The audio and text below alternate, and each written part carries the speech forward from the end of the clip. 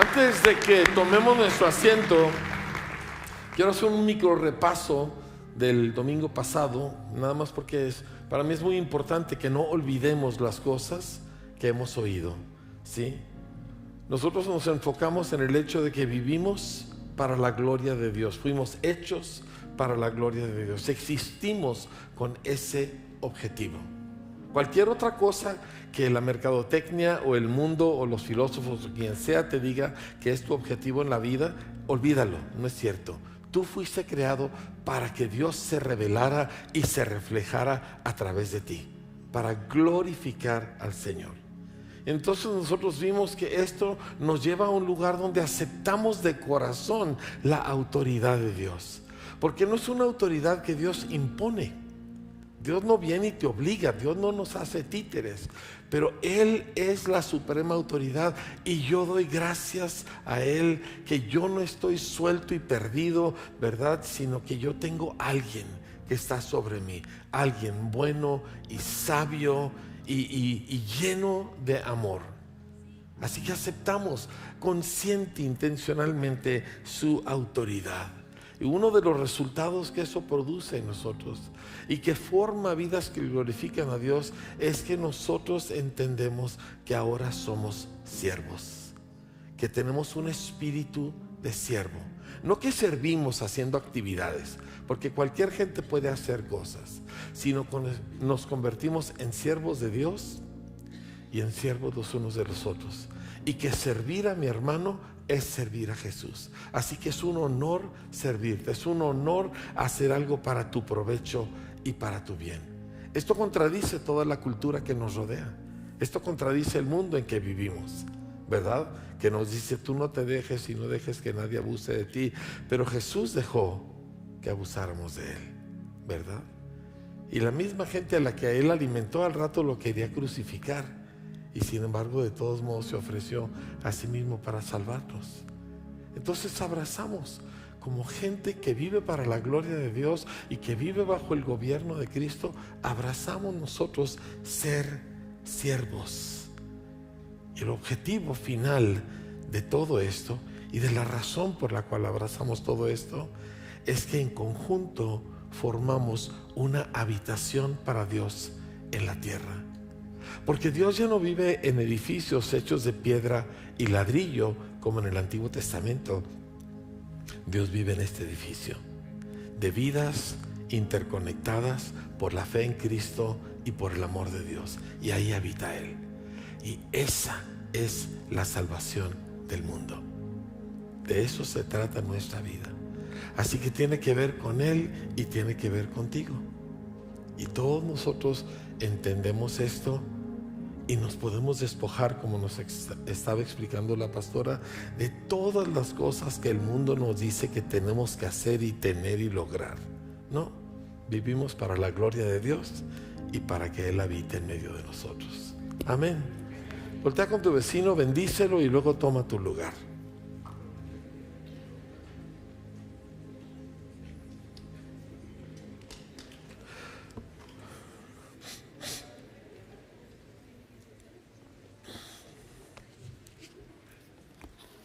Muy bien, tome su lugar y Señor, ayúdame porque traigo páginas y páginas, he estado muchas horas escribiendo y no sé cómo voy a hacer esto en menos de 2 horas, pero lo dividimos, ¿sí?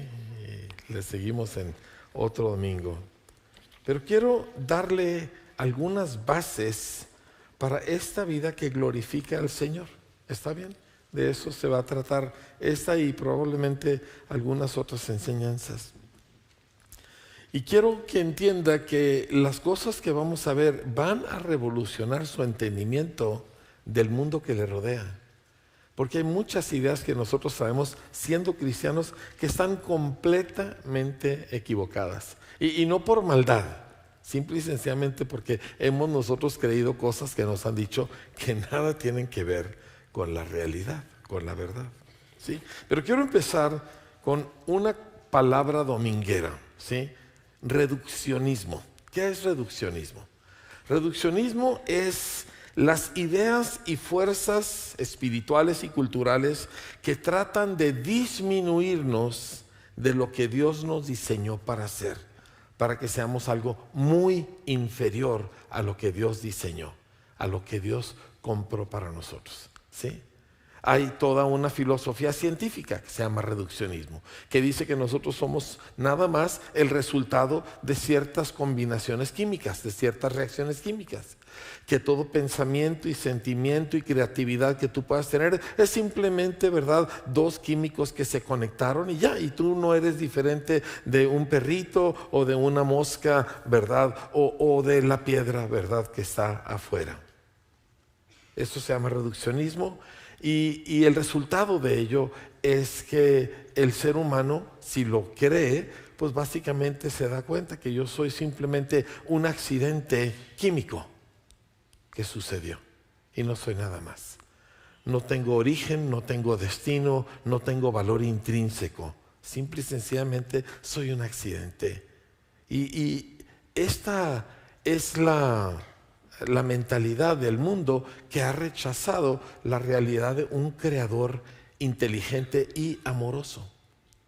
Y al rechazar que fuimos creados intencionalmente, de hecho el Salmo 139 dice que Dios escribió en su libro cada detalle de quién y cómo tú eres.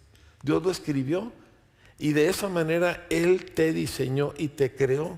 Pero el mundo, rechazando a un creador, entonces se reduce a ser simplemente, pues, químicos, materia, sustancia, que no vale más la una que la otra.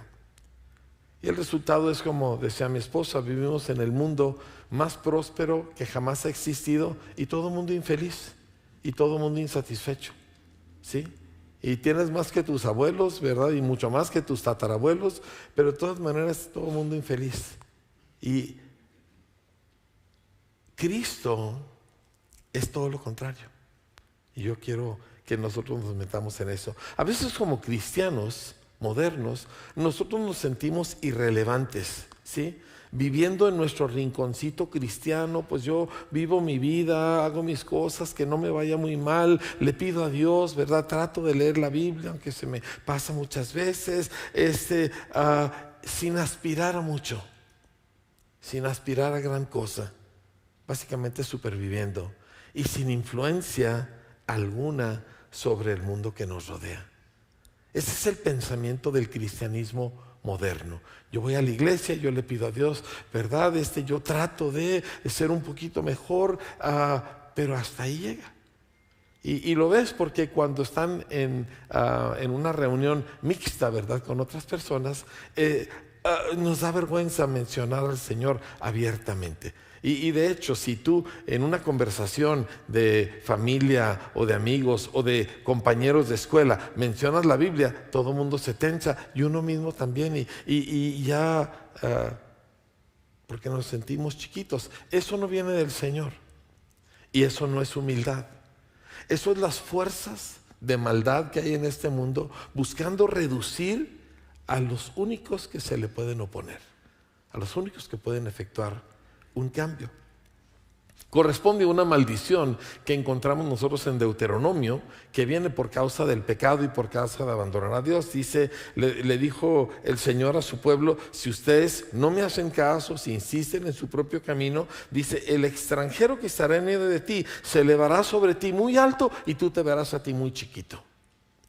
Y eso pasa, yo lo veo. O sea, mi vida y mi trabajo es el pueblo de Dios y yo veo cómo nos sucede a todos, ¿sí? Y esto, junto con muchos otros fenómenos como la pobreza, la ignorancia, la enfermedad, el conflicto, la confusión, todo esto es obra del diablo y del pecado de la raza humana. No es normal, no es el diseño de Dios. Dios no diseñó la enfermedad, Dios no diseñó que gente fracasara. Dios no diseñó que viviéramos vidas, ¿verdad?, sin sentido y sin propósito y sin influencia. Es más, Jesús dijo, ustedes son la luz del mundo. Todo lo contrario al reduccionismo. Acuérdense de nuestra palabra dominguera, ¿verdad? Reduccionismo. Es todo lo contrario. Ustedes son la luz del mundo. Ustedes son la sal de la tierra, dice. Y una lámpara, dice, no se enciende y se pone debajo de una cazuela, dice, sino que se pone en un lugar alto, dice, para que alumbre a todo el cuarto y a toda la gente que está ahí. Dice, así alumbren sus vidas. Así alumbren sus obras delante de los hombres, para que vean sus buenas obras, para que vean su proceder, para que vean sus vidas, y en turno ellos cambien y glorifiquen a Dios. Eso nos está hablando de enorme influencia en el mundo que nos rodea. Pero la sensación que tenemos, el sentimiento que tenemos es que no, yo no soy nadie, yo trato de ser cristiano, pero yo aspirar a afectar un cambio en el mundo que me rodea, no, eso no es para mí. Eso nos sucede por dos razones. Uno, por toda esta opresión que hay, porque vivimos en un mundo donde todavía hay mucha opresión espiritual. Y segundo, porque tenemos un entendimiento equivocado de cómo es esa influencia.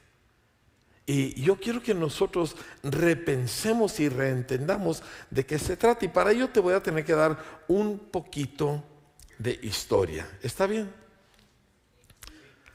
La Biblia, que a veces nosotros escondemos un poquito, ¿verdad? Yo se los digo porque yo también me veo a veces tentado que me voy a bajar a un lugar y me obligo a mí mismo a llevar mi Biblia, ¿sí? Como símbolo de que yo soy alguien que está conectado con Cristo. Y yo sé que incomoda a 2 o 3 gentes, pero yo sé que también hay 2 o 3 gentes que dicen, ay, aquí hay alguien que me puede hablar de Dios. Entonces, pero todos sentimos aquello. Déjame te hablo un poquito acerca de la Biblia y lo que la Biblia representa y de los efectos de la Biblia en el mundo que a nosotros nos rodea. Porque el mundo en que tú vives, y estoy hablando de todo el mundo, no nada más del grupito cristiano que somos, sino de todo el mundo fue hecho por la influencia de la Biblia y del Evangelio. Estoy hablando del mundo de Japón, estoy hablando del mundo de África, estoy hablando del mundo del gobierno mexicano, estoy hablando, todo el mundo que nos rodea ha sido definido por la influencia del Evangelio.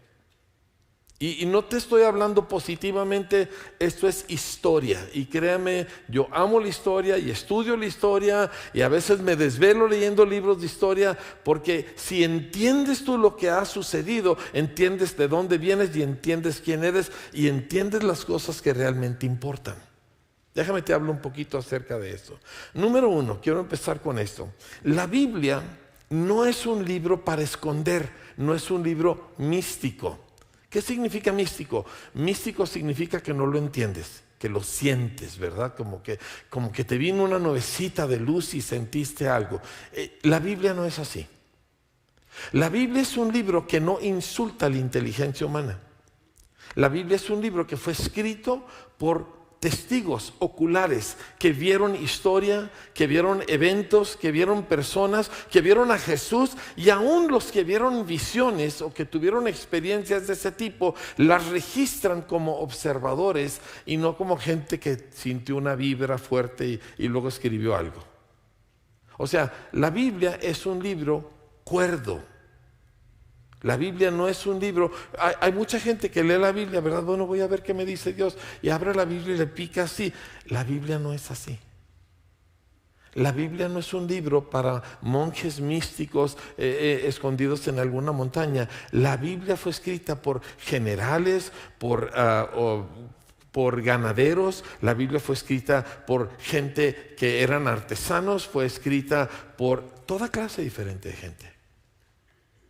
Y fue escrita en lenguaje común.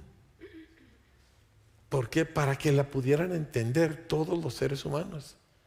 Pero, como les digo, el mundo en que vivimos es un mundo que está lleno de fuerzas contrarias al reino de Dios. Entonces, tú siempre ves cómo la tendencia del mundo es cómo oculto aquello, cómo escondo aquello, o cómo hago que la gente siente que no tiene acceso. Y por eso tú encuentras a muchas personas que dicen, no, es que para entender la Biblia tienes que tener muchos estudios, cuando Jesús dijo exactamente lo contrario. Exactamente lo contrario. Jesús dijo: te alabo, Padre, Señor del cielo, porque escondiste estas cosas de los sabios y de los entendidos y las has revelado a los niños.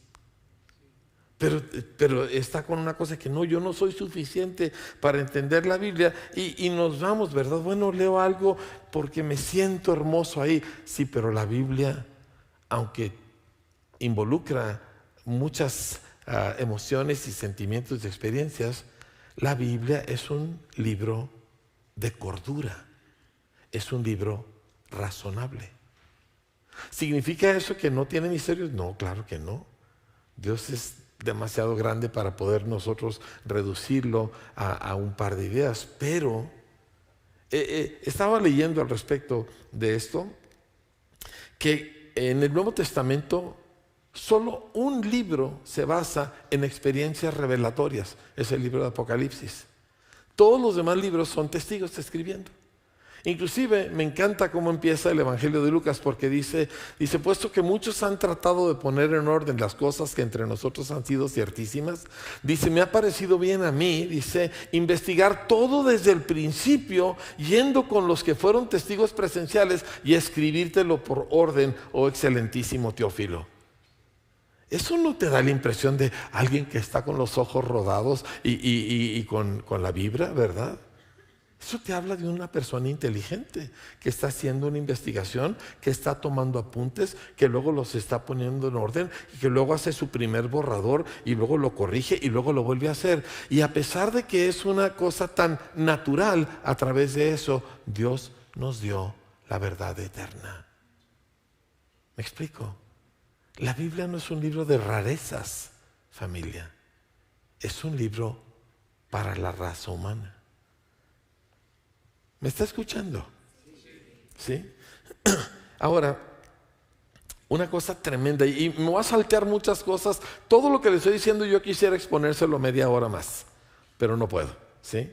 Pero por ejemplo, una de las cosas extraordinarias de la Biblia, por el hecho de que Dios hizo su comunicación en lenguaje que la gente pudiera entender. ¿Sabe usted que el alfabeto fue inventado por los esclavos y los trabajadores de Egipto?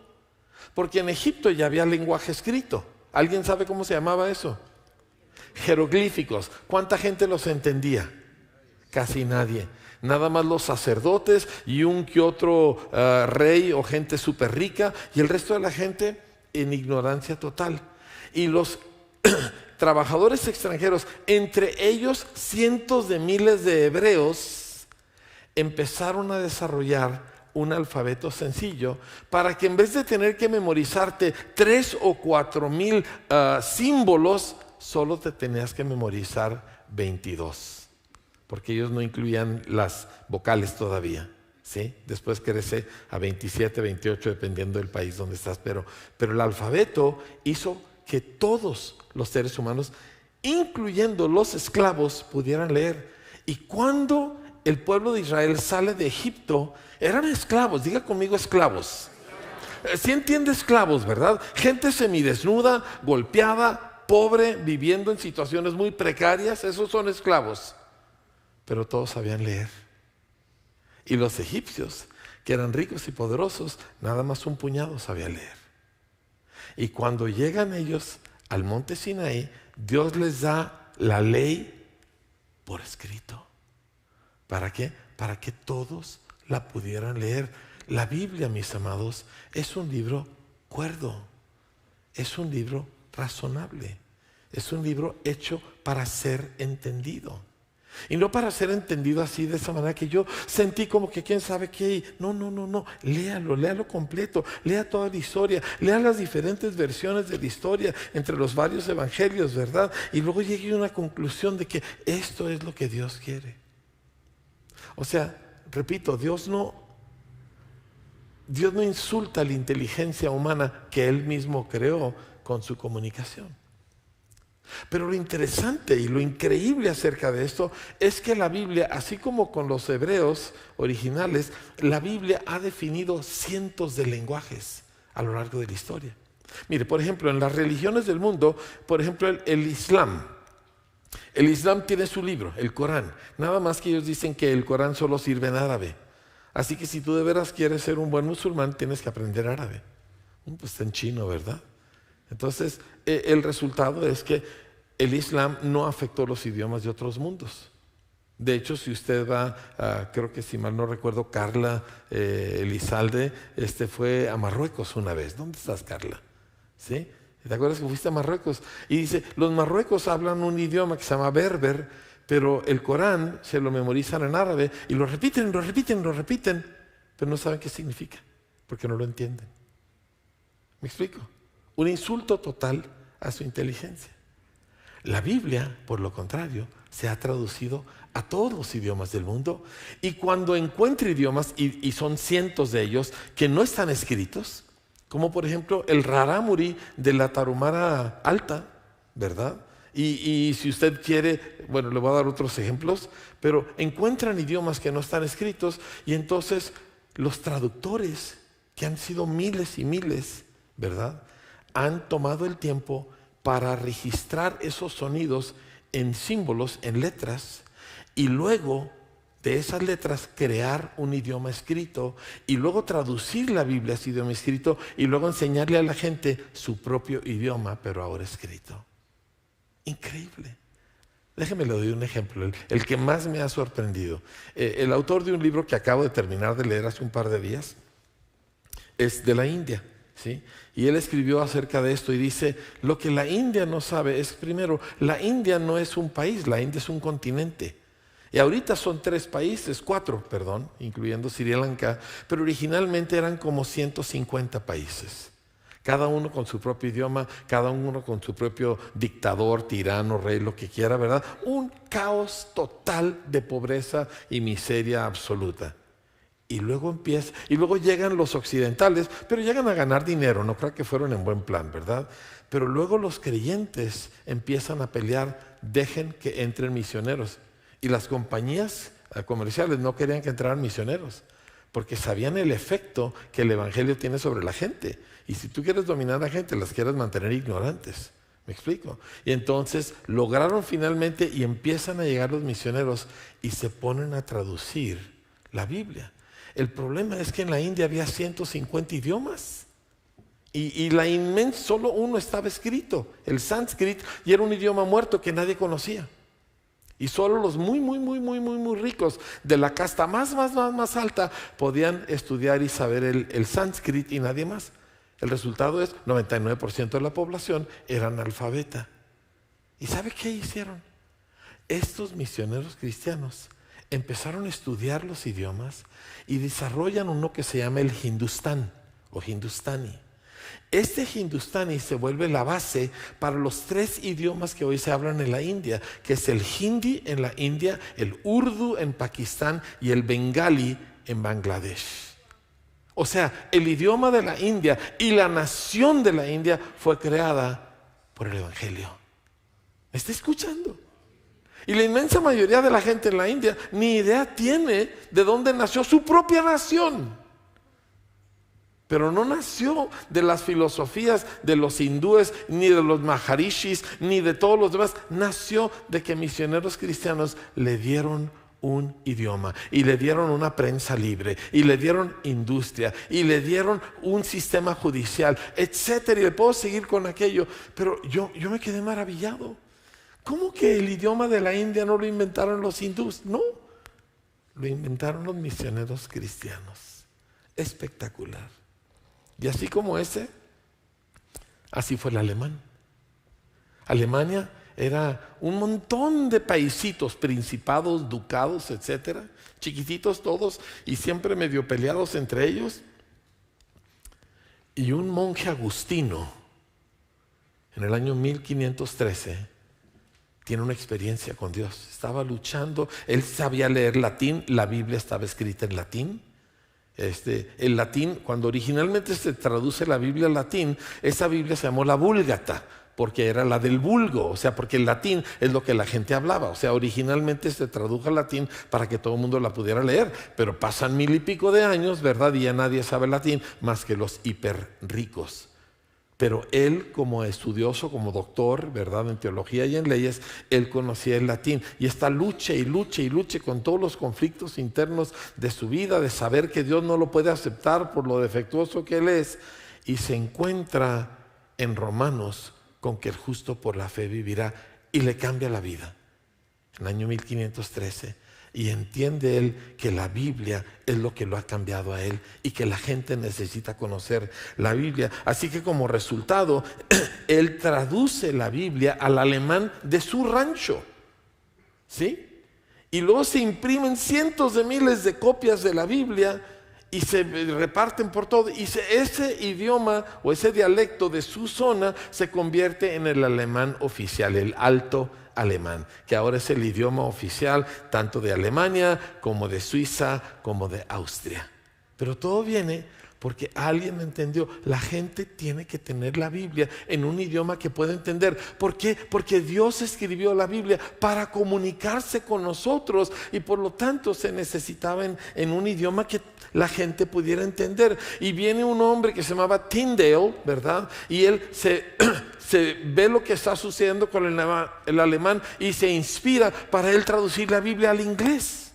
Ahora, los eruditos decían, ¿cómo vas a escribir cualquier cosa en inglés? Es un idioma mocho, es un idioma que ni siquiera tiene palabras suficientes, está súper incompleto. Es que vergüenza escribir cualquier cosa en inglés. Pero Tyndale traduce la Biblia a inglés, lo cual le costó su vida, por cierto. Sí, porque lo quemaron en la hoguera. Pero traduce la Biblia al inglés y la tienen que imprimir en Holanda y en Alemania, porque en Inglaterra estaba prohibidísima, y meten miles y miles y miles, 18,000 Biblias llegaron en los primeros par de años y se reparten entre la gente y la gente empieza a leer la Biblia en su propio idioma y entender lo que Dios quiere y les cambia completa la vida. Así que el inglés existe por causa de la Biblia. Y lo mismo fue así, pues como le dije, con el chol de Chiapas. El chol existe como lenguaje escrito porque unos traductores apellidados Auli se fueron a vivir ahí y a traducir y dedicaron 30 años y pico para registrar el idioma, desarrollar el idioma por escrito y traducir la Biblia. Así que hay chol por causa del Evangelio. ¿Me entiende? Wow, yo me quedé embelesado al escuchar todo esto, porque pues uno piensa, ¿verdad? No, pues la Biblia y yo le pido a Dios y, me gusta mucho el Salmo tal, ¿verdad? Mi amado, la Biblia ha tenido muchísima más influencia. Déjeme le aclaro, voy a hablar tantito con las mujeres, los hombres pueden ignorarme por un momentito. ¿Sabe por qué usted no se dedica a cargar agua y a crear hijos? Porque a lo largo de toda la historia la mujer ha sido tratada como algo poco mejor que un animal y su trabajo era ir y traer agua, hacer comida de la poca que le daban y criar a los muchos hijos que tenían, de los cuales más de la mitad se le morían. Esa era la suerte de la mujer a lo largo de los milenios. ¿Y cuándo cambia? Cuando la fe en Cristo nos dice, es que en Cristo Jesús no hay ni varón ni mujer, no hay griego ni escita, no hay bárbaro ni romano, todos somos uno en Cristo Jesús. Y por primera vez, esto hace 2000 años, imagínense lo revolucionario que fue. Cuando las mujeres eran vendidas, literalmente el papá vendía a su hija para casarlo con alguien, me explico, era una cosa tremenda. Es más, déjame le platico un poquito de lo tremendo que es. Un testimonio que leí hace poco. Unos misioneros en la India, precisamente, en una de las zonas agrícolas más pobres, súper empobrecidas y súper peligrosas porque están dominados por el crimen. Y ellos se van y en vez de vivir en la ciudad donde es más seguro, se van y viven en la granja porque quieren servir a esta gente. Y entre sus muchos esfuerzos se encuentran a una familia que tiene una niña que se está muriendo. La niña tenía 18 meses de edad, pero vivía completamente sin moverse. ¿Y qué le pasa a la niña? Dice, es que vomita todo, estaba puro hueso y piel la niña. Pues llévenla al hospital. No tengo dinero para llevarla al hospital. Pues yo le pago el dinero para que vaya al hospital. Es que yo cómo voy a ir al hospital si yo no conozco nada de hospitales. Pues que vaya su marido. Es que mi marido no tiene tiempo porque tiene que atender su sembradío. Pues yo le pago que un hombre vaya y le cuide el campo para que él la lleve usted al hospital con la niña. Pues no, porque yo no puedo, y yo no tengo dinero y yo no tengo tiempo. Hasta que la misionera de plano le dijo, si tú no llevas a esa niña al hospital, voy a llamar a la policía y le voy a decir que estás matando a tu propia hija. ¿Y por qué mejor no enterrarle un cuchillo? Porque esta tortura lenta. Y los vecinos que estaban ahí mirando a la misionera como si estuviera loca, le dicen a la señora, pues ¿sabes qué? Sí, llévala, porque si viene la policía, entonces te van a llevar a la niña al hospital y tú vas a tener que pagar. O sea, nada tenía que ver con la posibilidad de que esa niña valiera la pena. ¿Me explico? La llevan al hospital, intravenoso por más de una semana, la niña empieza a recuperarse, ahora la empiezan a alimentar por la nariz, por un tubo, y después de varias semanas la niña ya empieza a agarrar fuerza, los doctores le dicen, llévesela a su casa, y usted ahí aliméntela y cuídela, y la niña empieza a florecer, y qué bonito y todo, y llega la mamá, deme mi hija. Sí, claro que sí, pues es su hija, llévesela, se eleva a la casa, a los 15 días ya está igual como estaba. Y otra vez el mismo drama, y otra vez ahí van al hospital, a la fuerza, etcétera, y otra vez se la traen a la casa, y otra vez se recupera, y otra vez viene la mamá con no sé qué gente, y furiosa, y deme mi hija, yo no quiero que usted contamine a mi hija, y yo no quiero que haga que mi hija sea cristiana, y se lleva a la niña. Final de la historia, la niña se muere de hambre. Dice, ¿pero por qué? Dice.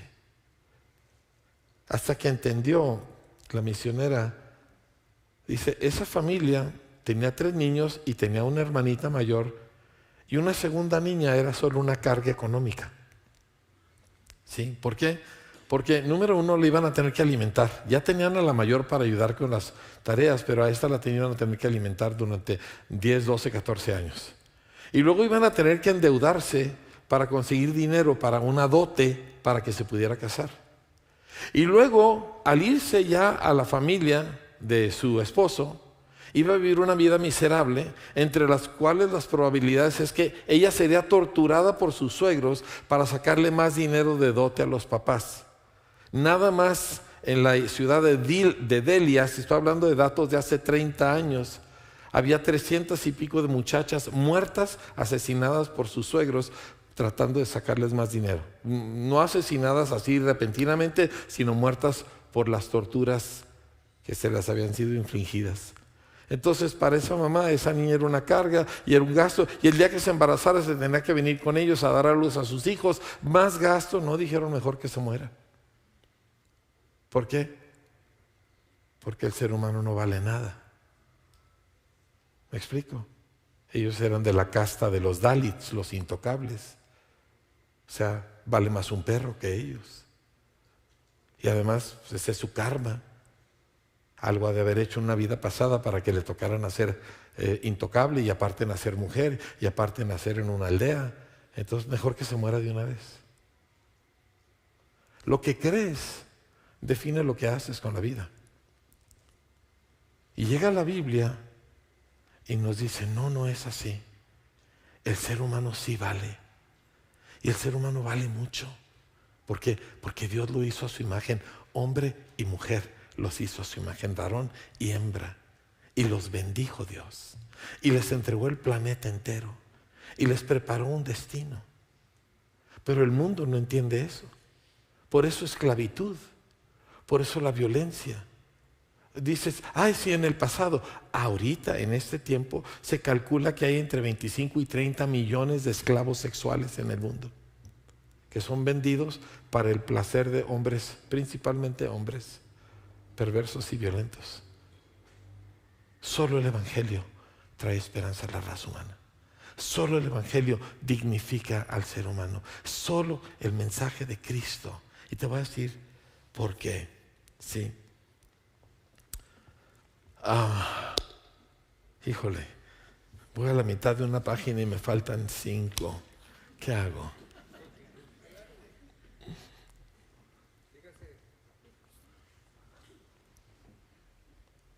Para los musulmanes, Cristo es una aberración, porque ellos dicen, ¿cómo el Dios sagrado tomaría carne inmunda sobre sí mismo y sometería a la humillación de la cruz y a una muerte sangrienta? Para ellos es inconcebible que Cristo pudiera ser realmente Dios y que pudiera haber muerto así. Inconcebible. Para los hindúes igual, para los budistas peor. Porque todas las religiones del mundo, todas, y inclusive el cristianismo, cuando cae bajo la influencia de estas filosofías, todas las religiones del mundo piensan que lo material de alguna manera es malo, o por lo menos es inferior a lo espiritual. ¿Sí? Y por esa razón tantos seres humanos y aún entre el pueblo cristiano sienten que pues, es que yo no tengo tiempo para servir a Dios porque tengo que trabajar y pues tú sabes, ni modo, ¿verdad? Pues en el mundo, no está en el mundo y tiene que atender las cosas del mundo. Porque la idea fundamental es que el cuerpo es malo, lo material es malo.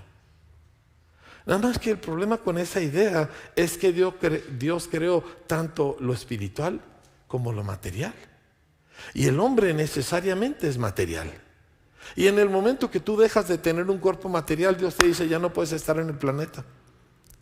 Porque este planeta fue hecho para el hombre. Dios ha dado este planeta a los hijos de los hombres.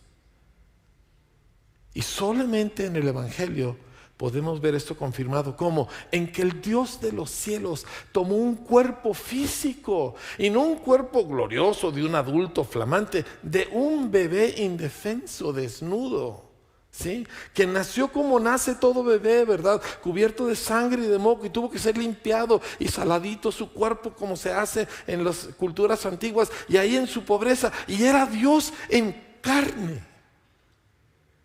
Diciéndonos Dios a través de la encarnación de su Hijo, ustedes valen tanto que yo me voy a hacer uno de ustedes para siempre. Porque para siempre Jesús tiene un cuerpo de carne y hueso. Para siempre. O sea, y aquí es donde todo cambia.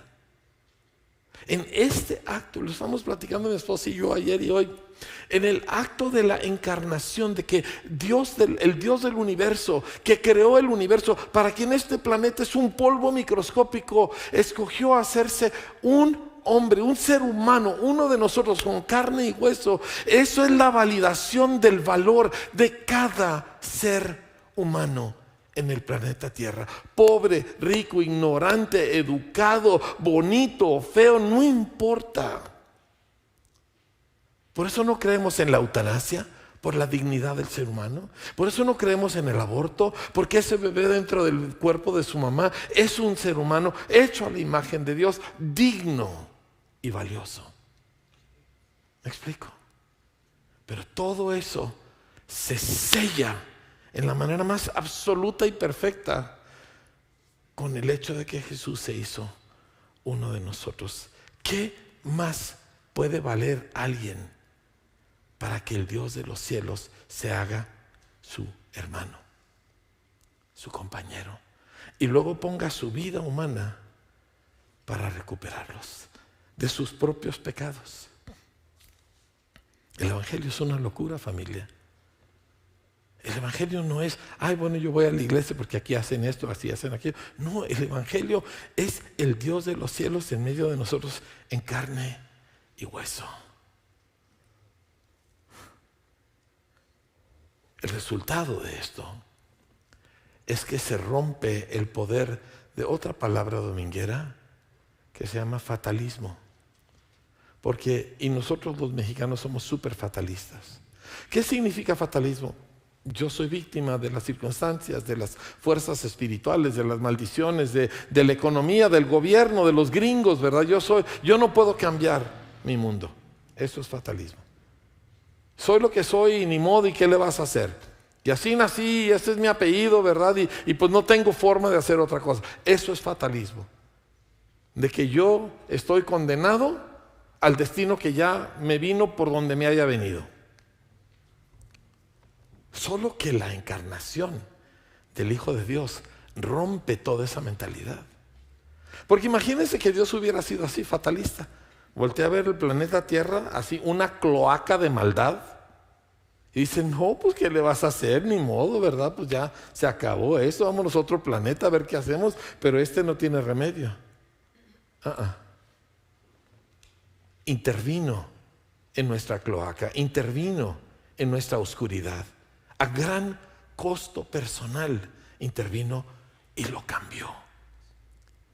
Y lo está cambiando. Sí, todavía hay maldad en el mundo, y todavía hay oscuridad, y todavía hay muchas cosas que no debe haber, pero por causa del Evangelio y por causa de la verdad de la Biblia, hay esperanza de que todo puede cambiar. Ahora, no estoy hablando de una ilusión fantasiosa de cuento de hadas, de que ay, todo va a cambiar y voy a amanecer y va a ser perfecto. No, estamos hablando de cambio inteligente, incremental, como Jesús lo hace. ¿Qué significa eso? De que Jesús vino y vivió en una familia donde nadie lo conoció por mucho tiempo. Y luego trabajó como carpintero, ¿sí? En un trabajo manual, físico, donde contrataba y pagaba dinero. ¡Oh! ¿Cómo el Dios del universo iba a hacer un trabajo menial? Iba a manejar dinero sucio, el dinero es del diablo. ¿Cómo? Pues eso te dice lo que Dios piensa acerca del trabajo y lo que piensa acerca de un contrato y de manejar, de dar tu palabra y hacer un trabajo. ¿Me explico? Y no está por debajo del Dios del universo. Y sin embargo, en el mundo en que nosotros vivimos, especialmente en el mundo machista, y digo, hay muchos países, no solamente aquí, ni la India, ni China, el hombre se le va creando para que llegue el momento donde él ya no hace nada. Sí, porque el trabajo, el sueño dorado de nosotros es que ganarme la lotería, no tener que volver a trabajar nunca el resto de mi vida. Y eso es una maldición espantosa, porque el hombre fue hecho para trabajar. Porque Dios le dijo al hombre, vas a guardar el huerto, lo vas a cultivar, vas a hacerlo producir. Es parte, no de la maldición, sino parte del diseño. Pero en todos los lugares donde la Biblia no ha influido, el trabajo se ve como algo malo. Y es mejor robar que trabajar. Mi país piensa así. Es mejor robar que trabajar. Me consigo un puesto en algún lugar importante y transo, y es mejor robar que trabajar, porque trabajar es malo. Eso es lo que cree la mayoría de nuestro planeta. Dice, entonces, ¿cómo ha avanzado el planeta? Bueno, aquí es precisamente donde entra el poder del Evangelio. Dios se hace hombre y de repente hay esperanza. Y una María Magdalena, una mujer endemoniada, una mujer con una reputación espantosa, de repente tiene una posibilidad diferente, ¿sí? Y un lugar pobre, salvaje, ignorante como Alemania, porque Alemania era una bola de güeros que no se bañaban, ¿verdad? Nunca. Ignorantes, supersticiosos, que creían en dioses del trueno y en dioses de quién sabe qué tanta cosa, y de repente se convierte en una nación ilustrada, productiva, en gran manera. ¿Cómo es eso? Por la llegada del mensaje de Cristo, por la llegada del Evangelio. Y aquí es donde quiero llegar, porque no quiero tomar mucho más tiempo. Aquí es donde yo quiero llegar a la naturaleza del cambio. Porque el Evangelio, la llegada de Jesús, su vida, su muerte y su resurrección nos abren todas las posibilidades, ¿sí? Y la presencia del Espíritu Santo y sus miles de promesas, todas ellas nos dan camino y posibilidades hacia adelante. Pero, si nosotros vivimos fantaseando con un mundo donde yo me la paso tendido sin desafíos y sin preocuparme y sin trabajar, etcétera, pues el Evangelio no me va a funcionar. Porque el Evangelio no fue hecho para ese fin. El cambio viene de manera en cosas pequeñas. Los filósofos de la antigüedad creían que no se podía entender nada. De hecho, por ejemplo, en el budismo, si alguno de ustedes se ha sentido tentado con el budismo, déjame te digo, el budismo, su objetivo es que tú vacíes tu mente completamente, y por eso los ponen a hacer om, y puras palabras que no significan nada, para que vacíes tu mente y no haya pensamiento, hasta que ya tú desaparezcas y seas parte del cosmos. O sea, ese es el objetivo del budismo. No, gracias. ¿Sí? Prefiero pensar. Y el hinduismo, exactamente la misma cosa. Nada más que te vas de karma en karma, ¿verdad? Hoy naces cucaracha, mañana naces gorrión, pasado pues te portaste mal como gorrión, vuelves a nacer como 100 pies, ¿verdad? Y así por el estilo. Pero igual si nosotros nos vamos al resto del mundo, las ideas no son muy diferentes, ¿sí? Pero Cristo nos enseña. Pero mencionaba, todas estas ideas y filósofas te dicen, tú no puedes entender realmente nada. Nadie puede entender nada bien, nadie puede saber nada bien. ¿Se acuerdan de Pilato? Cuando Jesús viene con él y le dice, yo he venido como testimonio de la verdad. Y Pilato dice, ¿qué es verdad? Pilato era un romano letrado, era un romano con filosofía y conocimiento. Y ellos ya estaban bajo el engaño de que no hay verdad. El mundo de hoy te dice, no, esa es tu verdad. Yo respeto tu verdad, tú respeta la mía. ¡Qué tontería! Como si aquí hubiera 400 diferentes verdades. Hay una verdad. ¿Sí? Y yo me alineo a esa. Pero el resultado de aquello es que todo el mundo es ignorante y nadie sabe nada, porque bueno, es como el internet, ¿verdad? Pues es que dicen que esto, pero acá dicen que esto, pero es que acá dicen que comer huevos es malo, pero acá dicen que comas huevos todos los días, y acá dicen, ¿verdad? Y todo el mundo tiene sus opiniones y nadie sabe qué. Ese es el mundo en que nosotros vivimos. Y luego viene el que es la verdad. Dice, yo soy la verdad. ¿Quieres saber verdad? Yo soy la verdad. Dice, pero ha habido gente moral. Déjenme le platico un tantito de moralidad. En la década de los años 30 hasta los años 70, España estuvo bajo una dictadura muy conservadora. Y en esa dictadura había una moralidad bárbara. O sea, todo mundo derechito y moral, y todo mundo cumpliendo con su religión, y todo mundo así, España. Y luego se muere el dictador, el general Francisco Franco. Yo recuerdo, allá por el 75 falleció él. No pasaron 2 años, cuando toda España, los puestos de revistas, las televisiones, las películas, todo estaba saturado de pornografía. ¿Por qué? Su moralidad no tenía bases, era una costumbre. Es como la fuerza de la familia mexicana. Siempre hemos dicho es que la familia mexicana es muy fuerte. Sí, pero no tenía base. ¿Cómo lo sé?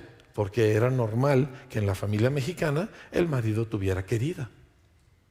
1 o 2 o 3, según su dinero le permitía. Entonces era una falacia.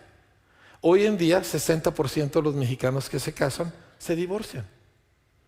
Familia mexicana ya no queda. ¿Por qué? No tenía fundamentos. Pero Jesús vino y dijo, yo soy la verdad. Yo soy el fundamento.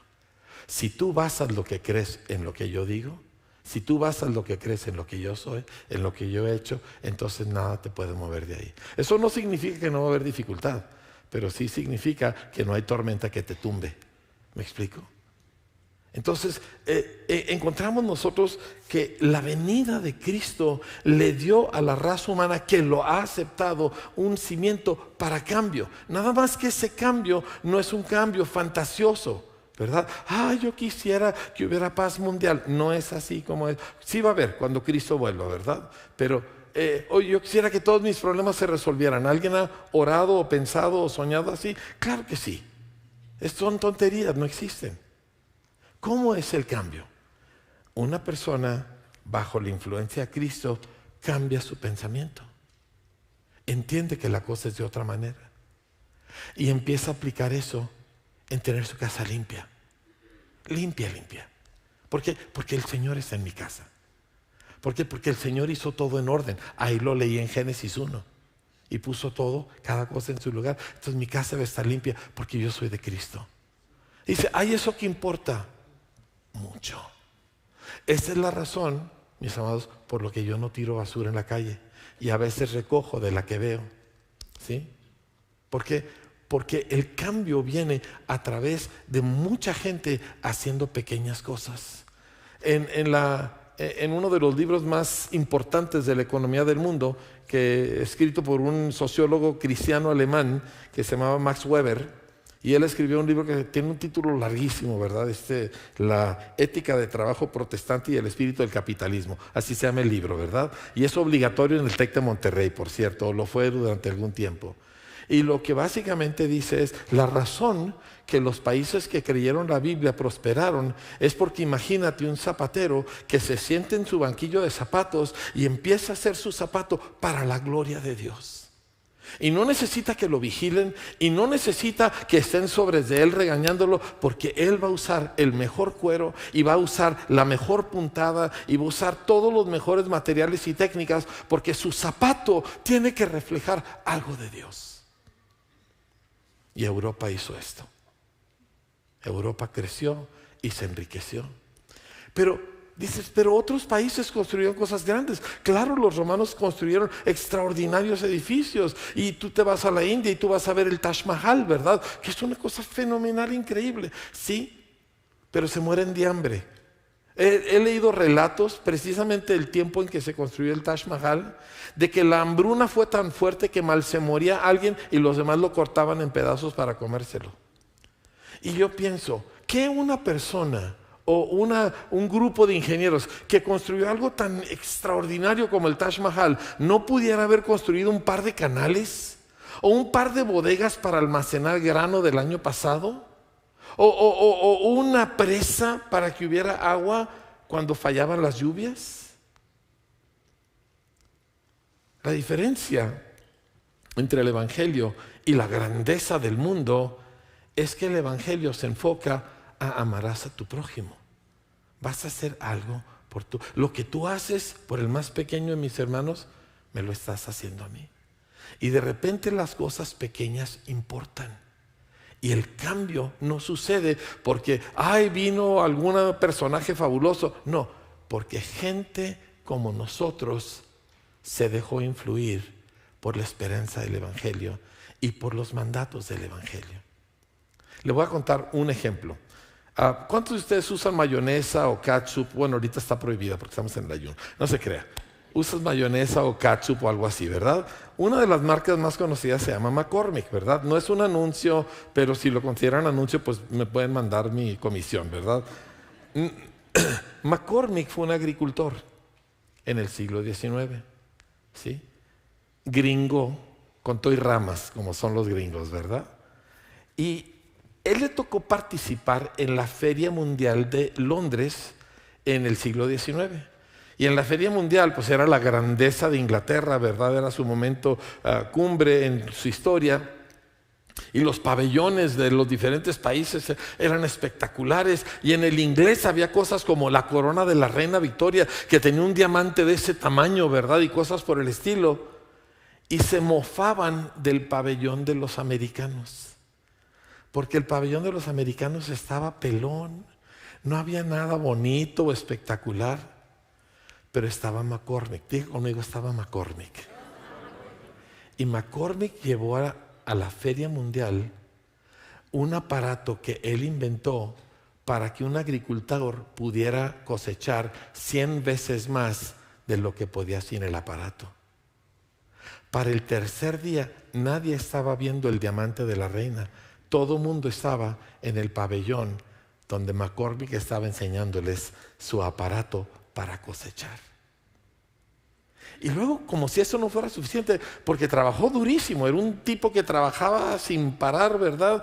Pero era profundamente cristiano y entendía, ¿verdad?, lo que Dios quería que hiciera por su prójimo. Entonces él empezó a venderle estas máquinas de cosecha a los agricultores, pero le dijo, pero no me la pagues. Yo me aguanto todavía, no me la pagues. Mete tu cosecha y con lo que vas a cosechar, entonces me la pagas. Y él instituyó uno de los primeros sistemas de crédito o de pagos en abonos para que la gente pudiera tener esa máquina que les cambiaba la vida. Se calcula que el agricultor típico, estoy hablando de los dólares de aquel entonces, por cada dólar que gastaba en esa máquina se ahorraba $100 de trabajo pagado a obreros. O sea, esa es la razón por la cual vuelvo con las mujeres. Nuevamente, hombres, no me tiene que hacer tanto caso, ¿sí? Esa es la razón por la cual hay lavadoras de ropa. Esa es la razón por la cual hay aspiradoras y lavadoras de vajilla y planchas de vapor, ¿sí? Y todas esas cosas las inventó gente que entendía que la inteligencia y el trabajo eran para liberar a los demás de una esclavitud. Mi abuela, ella de las 5 de la mañana a las 11 de la noche estaba en la cocina. No tenía otra vida. ¿Me explico? Y vaya, ella le tocó el siglo XX, donde ya había avances. Pero esa era la suerte de las mujeres antes, si no fuera por el Evangelio. Y los resultados del Evangelio. Entonces los resultados del Evangelio, mire, simplemente le comento otra cosa, y ya sé que son muchas y discúlpeme, pero quiero que usted entienda que usted no está aquí en el rinconcito cristiano tratando de, bueno, yo la llevo. Usted es parte del único movimiento que ha cambiado la vida de la gente en el mundo. No me interesa quién gana las batallas, no me apantalla un Napoleón o un César, porque ellos no le cambian la vida a nadie más que para mal. A mí me interesan los apóstoles que le cambiaron la vida a cientos de millones de gente desconocida. A mí me interesa un McCormick que cambió la vida de los agricultores. A mí me interesa la gente que cambió como Comenio la vida de cientos de miles y luego millones de niños por educarlos de una manera diferente. Eso es lo que nos interesa. Ese es el cambio que estamos buscando. Y ahí el recoger la basura del suelo sí importa. Ahí el no facturar con dinero de más porque alguien te lo pide, ahí sí importa. Ahí devolver el cambio correcto sí importa. Ahí contar la verdad sí importa. Y ese es el cambio que solo nosotros podemos llevar a cabo, porque Cristo ha venido a este mundo en cuerpo humano para decirnos que la vida del ser humano sí importa. Tu vida importa. Tus acciones cambian el mundo, aunque sean chiquitas. Mi esposa le leyó la Biblia a mis hijos todos los días, por años y años. Y no digo que yo, porque yo viajé mucho, anduve por todo el país en diferentes cosas. Obviamente cuando yo estaba ahí en la lectura, pero muchas veces no estuve. Mis hijos siguen a Cristo por ese detalle pequeño. No son las cosas grandiosas. Olvídate de lo que te dicen en la película o en el internet o en tus redes sociales. Olvídate de todo eso. Es la mamá que se sienta y que piensa bien, ¿qué le voy a leer a mi niño? ¿Sabe que hay uno de los héroes educativos míos, se apellida Canadá, y él empezó a, ¿cómo salvo los chamacos de los barrios malos de Nueva York? Y se puso, estúdiale y hasta la fecha está trabajando ahí, ¿sí? Entonces lo que él empezó a darse cuenta es que niños a los que no se les lee, cuando están en su infancia, nunca recuperan el déficit el resto de su vida. Nunca. Ahora, este es un hombre no cristiano. Yo creo que en Cristo sí se pueden recuperar cosas, pero la ciencia te dice que recuperan el déficit de que no oyeron suficientes palabras en su niñez. ¿Sabe qué hizo él? Logró, no sé cómo, que el gobierno le financiara y que esto y el otro, y empezó a mandar a gente a las calles a buscar a mujeres embarazadas en los barrios pobres y a pactar con ellas que ellas permitirían que les enseñaran cómo leerle a sus niños desde el vientre. Para darle a esos niños de color, esos niños pobres, esos niños inmigrantes, para darles una mejor oportunidad. Eso es el Evangelio. Eso es el efecto del Evangelio. ¿Me comprende? Eso es lo que nosotros somos. Y lo hacemos porque amamos al Señor. Pero amar al Señor significa que amo a la gente que Dios ama. Y eso tanto es a los hermanos como a los que están afuera, que todavía no siguen a Cristo. y afectamos el mundo que nos rodea, porque el Evangelio nos causa eso. Mire, cosas tan básicas como la carretilla la inventó un cristiano. ¿Me explico? Y el molino por el cual usted no está moliendo en molcajete, señora. Y digo señora porque no hay un hombre en su sano juicio que se pondría a moler en el molcajete. ¿Cierto o no, señores? No dice, dame el maíz así en trozo y no pasa nada, ¿verdad? O sea, todas esas cosas surgen de esta visión, así como el arado y el reloj y los lentes. Si yo viviera bajo la influencia de otra filosofía, de otra religión, donde no hubiera ninguna influencia a Cristo, yo ya no le serviría a usted como pastor, porque yo no podría leer este libro. Inventar los lentes duplicó y triplicó la vida útil de los estudiosos, porque podían seguir leyendo. ¿Me está captando? Dices, ay, ¿qué importa un lente? Usted no tendría pastor si yo no tuviera lentes.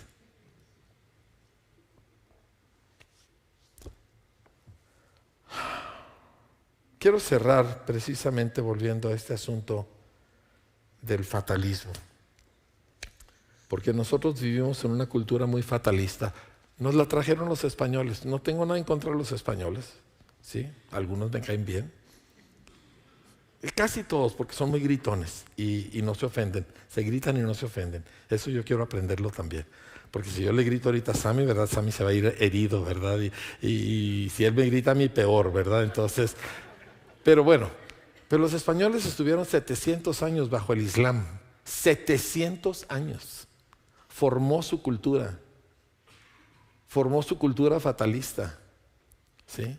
Y luego se lo trajeron para acá y la unieron a la cultura indígena, que también era fatalista, donde los poderes, ¿verdad?, nos dominan y nosotros pues matamos gente para aplacar a los poderes que hay allá, ¿verdad? Y sacrificamos a nuestros mejores guerreros y les sacamos el corazón. Yo he estado en las pirámides con la piedra sacrificial, todavía me acuerdo, en Etzna, Campeche, donde acostaban a esos guerreros con su espalda sobre esa piedra larga, y ahí les abrían el pecho y todavía vivo el hombre, le arrancaban el corazón y se lo comían. Y luego aventaban por la pirámide esos cuerpos, a veces en pedazos, a veces enteros, y la gente misma los empezaba a cortar en pedazos para comérselos, para agarrar de su poder, para poder enfrentar toda la maldad de los dioses. No romanticice el pasado prehispánico de México ni de América Latina. No fue tan bueno como luego nos lo quieren pintar. Y llegan los españoles con su fatalismo y los indígenas con su fatalismo, y nosotros decimos que será, será, ¿verdad? Y como me venga la vida, y pues ya me tocaba o ya le tocaba, atropellan a alguien, ya le tocaba. No, tenía que haber no estado borracho y voltear a ver si venía alguien en la calle. No le tocaba. No, pues es que nos tocó ser pobres. ¿Sabe qué? Le voy a decir cómo es el futuro. Si usted se deja influir por el Evangelio de Cristo, usted empieza a hacer las cosas diferentes, las pequeñas. Usted empieza a limpiar su carro, a trabajar honestamente en su trabajo, empieza a ahorrar dinero en vez de gastar en la siguiente cosa que le promete a alguien que lo va a hacer feliz, ¿verdad? Usted empieza a hacer mejoras en su casa y quizá toma un curso y aprende un poquito más acerca del trabajo que usted hace, y va juntando y sacrificando. Y luego cuando le toca a su hijo, usted lo manda a una buena escuela y lo manda a una buena universidad, aparte de todo lo que usted ha invertido en ese muchacho. Y el resultado es que ese muchacho tiene otra mentalidad y tiene otro futuro, y el hijo de él todavía lo va a tener mejor. Eso es como el Evangelio cambia el mundo. Ahora, yo sé que he hablado acerca de cosas entre comillas mundanas. No es porque quiero ignorar la realidad de la experiencia de la gloria de Dios en nuestras vidas, de lo que es el Espíritu Santo viniendo y visitándonos. Pero si nosotros no entendemos que lo mundano le importa a Dios tanto como lo espiritual, siempre vamos a vivir vidas fatalistas en lo que es nuestra vida. Así que como mil y una cosas, pues ¿qué tiene, verdad? Pues ni modo, pues lo que me toque, de como me toque. Y uno va a vivir pues hasta que Dios quiera, ¿verdad? Y cuando Dios no quiera, pues se va a morir uno. Pues tengo noticias para usted. Si usted come toda la basura que comemos y si usted hace todos los otros demás malos hábitos que tenemos, discúlpeme, Dios lo quería usted que se muriera a los 98 años, pero usted se va a morir a los 56. ¿Por qué? Porque el Evangelio de Cristo y la palabra de Dios no es una especie de sueño fantasioso. Es gente que se siente y la lee y entiende que aquí dice que esto es así. Mire, ayer yo tuve una conversación con una maestra de la escuela, estamos hablando de historia, porque ella va a enseñar historia, estamos hablando de cómo la va a enseñar. Y me dice, pues es que, y no sé si estás aquí, ¿verdad? Pero por si las dudas no estoy ventaneando, esto es simplemente para informar. Me dice, no, pues es que yo entiendo que la Biblia claramente enseña que el único sistema de gobierno es la monarquía. No, le dije, estás muy equivocada. ¿Cómo?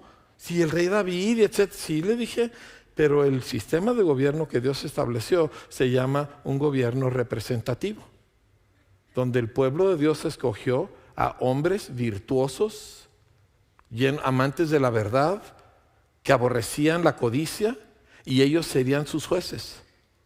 Se llama gobierno representativo. Eso tiene sus orígenes en el capítulo 18 del libro de Éxodo.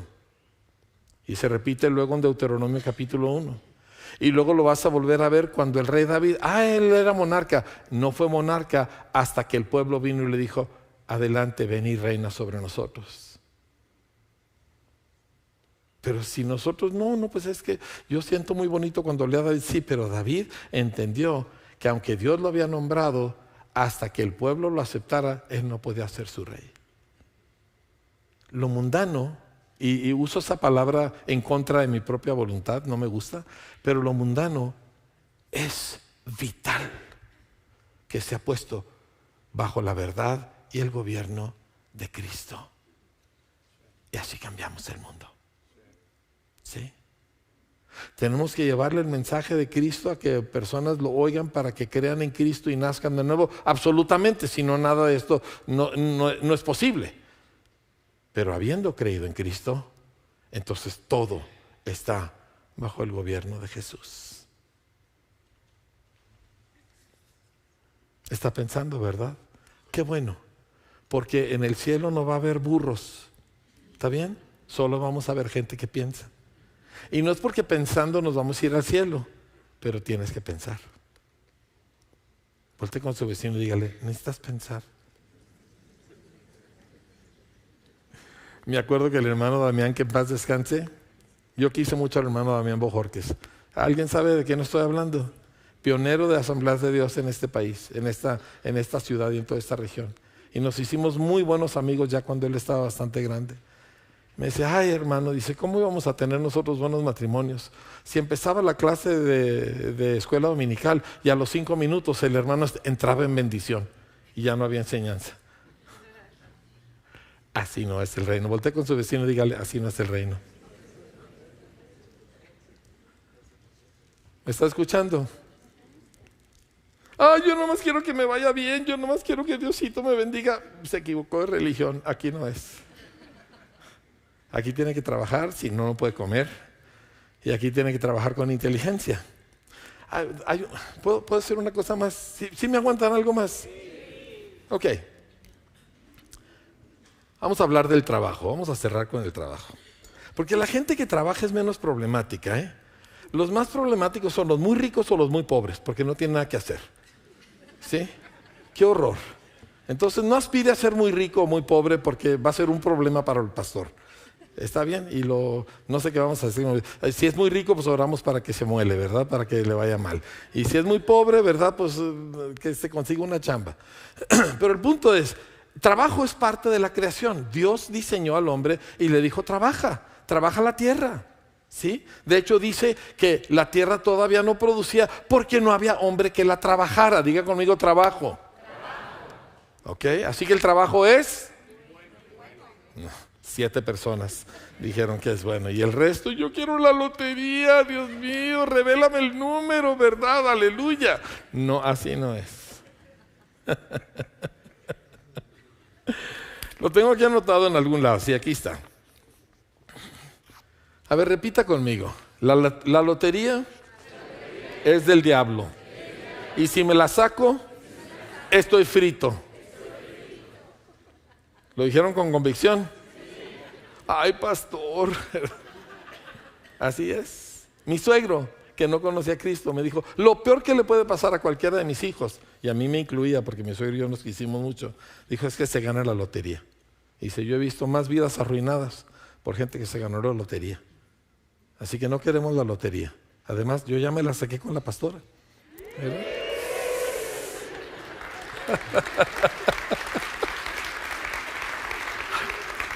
Aunque a veces pienso que me gané la rifa del tigre, ¿verdad? Pero pues usted también, ¿verdad? Trabajo, escúchame bien, anótelo si está escribiendo. Trabajo según Dios es esfuerzo inteligente productivo. Esfuerzo inteligente productivo. Usted puede trabajar mucho, pero si no usa su cabeza, no produce. Y va a estar tremendamente insatisfecho y amolado aparte. Trabajo inteligente productivo. Ahora, la palabra para el trabajo que vino a causa de la maldición, no existe realmente esa palabra en español, pero la que más se le acerca es la palabra penuria. ¿Sí? Penuria. Se refiere a un trabajo o una labor impensante, repetitivo, deshumanizante. Y este es el trabajo que vino sobre la raza humana a causa del pecado. Pero el trabajo que Dios le dio a Adán y por lo tanto a todos nosotros es trabajo inteligente o esfuerzo inteligente y productivo. El trabajo que vino a causa de la caída es labor impensante, repetitiva, deshumanizante. Todos estos inventos que yo le mencioné fueron cristianos que encontraron algo para que gente dejara de vivir una penuria, para que señoras dejaran de tener que lavar a la orilla del río, ¿verdad? Para que gente tuviera que dejar de hacer lo que puede hacer un caballo atado a un buen aparato. Todos los inventos fue para quitar la maldición. Fueran inventos tecnológicos, fueran inventos de medicina, todos fueron para quitar los efectos de la caída. Ese es como Cristo cambia este mundo. Y llegará un día cuando Él va a volver y todo esto se va a cambiar, pero ya habremos cambiado muchas cosas en el ínter y nosotros estaremos preparados para el reino de Cristo. Así que vaya y limpie su casa, póngale en orden, arregle sus cuentas, dele mantenimiento a su automóvil, léale a su chamaco todas las noches. Todas las noches. ¿Cuándo? Todas las noches. Y si ya no tengo chamacos, léale a sus nietos. Y al inútil de su hijo que no les quiere leer, también léale a él. Y vamos a cambiar el mundo, iglesia. ¿Sí? No lo estamos haciendo solos. Lo estamos haciendo con la presencia y la promesa del Dios que se hizo uno de nosotros.